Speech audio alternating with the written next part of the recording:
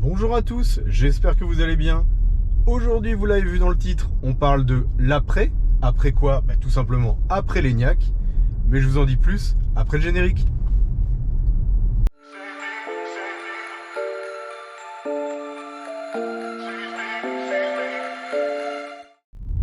Alors oui, après l'ENIAC, et bien pourquoi après l'ENIAC? Pour ceux qui me suivent depuis un petit bout de temps, vous savez que nous avons maintenant l'ENIAC depuis près de 2 ans et demi et que notre ENIAC est en location pour 3 ans. Ça veut dire quoi? Ça veut dire que dans un peu plus de 6 mois, nous allons nous séparer de l'ENIAC et du coup, je vais aujourd'hui vous parler de qu'est-ce qu'on va faire après. Alors, avant de parler de l'après, je vous fais un petit bilan rapide. Quels sont pour nous les points que nous avons appréciés et moins appréciés sur l'ENIAC? Et puis ensuite, je vous parlerai du prochain véhicule. Alors tout d'abord, qu'est-ce qu'on a aimé sur l'ENIAC? Tout simplement, le premier point, c'est son habitabilité et son espace. Effectivement, l'ENIAC fait honneur à la marque Škoda qui est réputée pour son espace intérieur. Et là-dessus, il n'y a pas de souci. On est vraiment sur un véhicule spacieux, donc qui peut facilement accueillir 4 personnes, voire 5. Bon, je dirais pas sur des très très longs trajets, mais c'est complètement jouable. L'espace dans le coffre est vraiment immense. Pour rappel, on a 585 litres, donc il y a beaucoup de place. L'autre point, c'est son confort global au niveau routier. Donc l'ENIAC est effectivement un véhicule routier avec des qualités intéressantes. On a une insonorisation vraiment au top. Et ça, c'est loin d'être le cas sur de nombreux véhicules.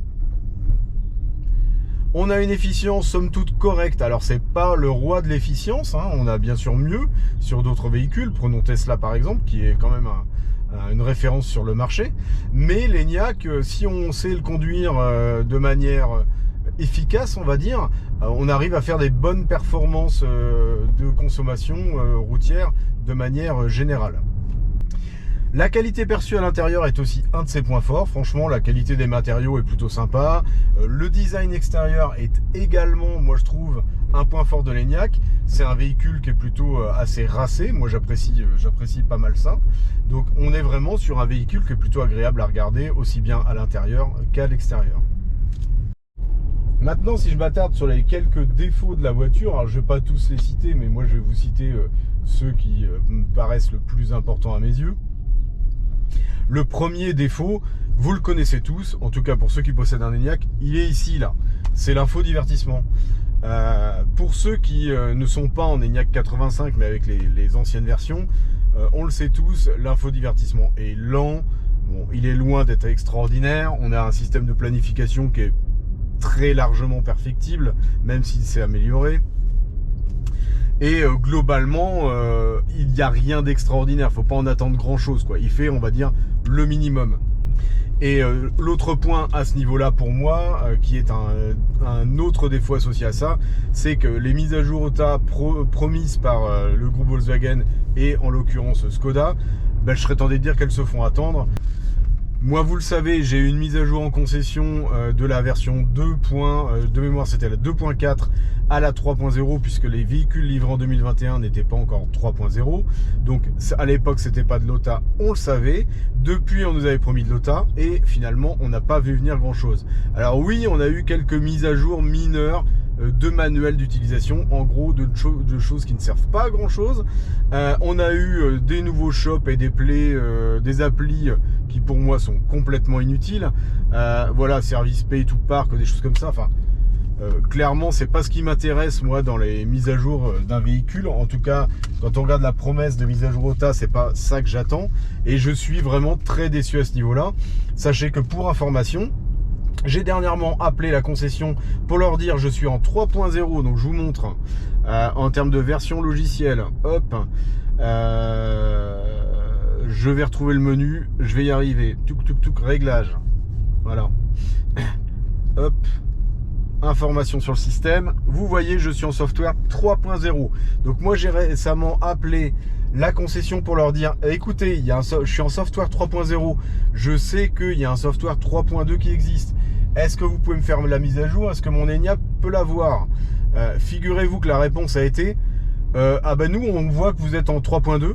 Bon, ok, donc je ne suis pas en 3.2. Et ils m'ont dit, de toute façon, nous, le seul moyen de vous dire si vous pouvez avoir la 3.2, c'est que vous me déposiez le véhicule en concession, qu'on le branche sur la valise, et à ce moment-là, on verra s'il y a une mise à jour. Et tout ça pour la modique somme de 100 €.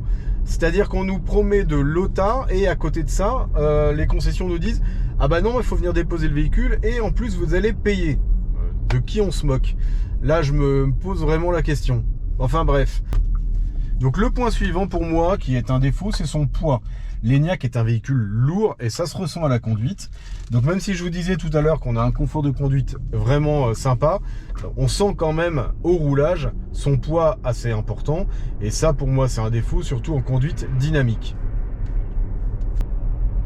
L'autre reproche que je ferai à cet Enyaq, en tout cas pour cette version 60, c'est son manque de puissance. Alors certains vont dire c'est suffisant. Oui, je suis d'accord avec vous. Pour une conduite en bon père de famille, une conduite lambda du quotidien, c'est suffisant. Mais quand on a envie de se faire un petit peu plaisir, si on regarde le rapport poids-puissance, pour vous rappel, l'Enyaq 60 fait 180 chevaux pour 310 Nm de couple et il fait 2 tonnes 100, donc c'est quand même très lourd.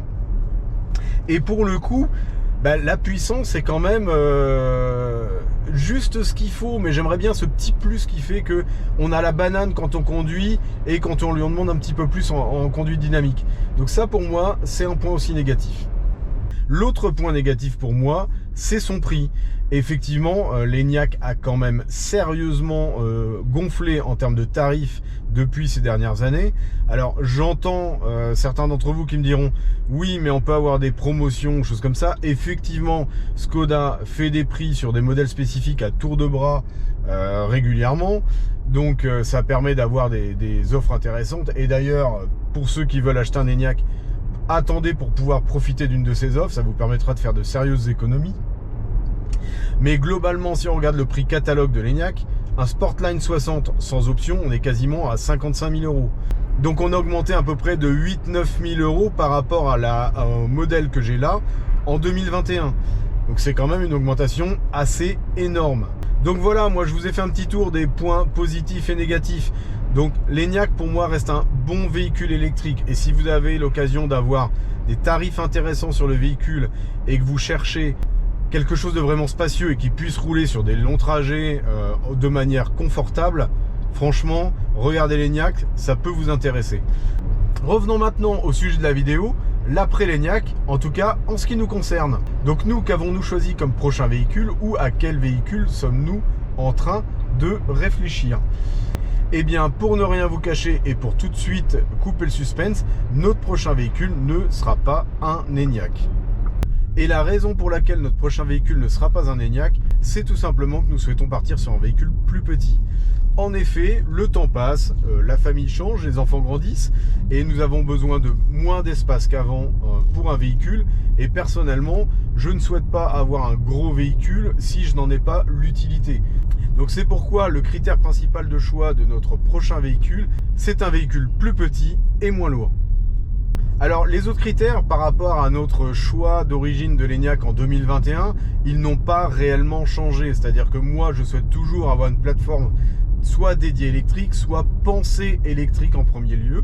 Donc ça c'est un critère toujours très important. L'objectif est bien sûr de bénéficier des avantages de l'électrique. Donc notamment, est-ce qu'on peut avoir un frein à l'avant? Ça serait vraiment pas mal. Pas de tunnel de passage à l'arrière, ça c'est top aussi. Et bien sûr toutes les optimisations de l'électrique avec un véhicule efficient, facile à utiliser, sans se poser de questions.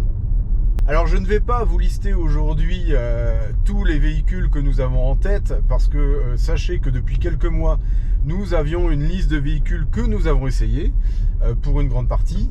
Je vais pas m'attarder là-dessus, j'ai pas envie de faire le tour de tous ces véhicules.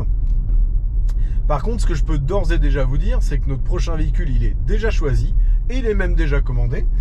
Donc nous sommes début avril. Je vais vous dévoiler dans une prochaine vidéo ce véhicule par le biais d'un essai longue durée, puisque c'est un véhicule que nous avons essayé sur tout un week-end, donc quelques centaines de kilomètres, et qui nous a permis de confirmer notre idée et de signer le bon de commande. Par contre, moi de mon côté, j'aimerais beaucoup avoir votre point de vue sur le prochain véhicule. Quel véhicule vous pourriez imaginer que nous avons commandé? sachant que vous commencez à connaître un petit peu la chaîne et à nous connaître par le biais de la chaîne. Donc j'aimerais bien avoir vos retours d'infos. Sachez tout de suite que Madame avait quelques critères également et que notamment sont exclus des véhicules tels que Mercedes et BMW par exemple. Et moi, comme je vous ai dit, j'ai exclu les véhicules qui sont conçus d'abord sur base thermique, dans lequel on a associé ensuite un moteur électrique. Donc je pense que ça vous donne pas mal d'infos sur quel va être notre prochain véhicule, en tout cas celui que nous avons commandé. Donc j'attends impatiemment vos avis dans les commentaires, n'hésitez pas à échanger, moi je vais vous répondre et je vous dirai si vous êtes sur la bonne piste ou pas. Dans tous les cas, moi je vous dévoilerai le prochain véhicule dans la prochaine vidéo. Sachez également aussi en termes d'infos que je serai présent au Electric Fan Days organisé par la chaîne EV le 8 juin à la Teste de Bûche. Donc j'ai prévu d'être sur place et d'exposer l'ENIAC. Donc l'ENIAC est également inscrit. Donc si jamais vous passez par là-bas, nous aurons l'occasion de nous croiser. Mais en attendant, je vous dis à bientôt. Allez, bisous.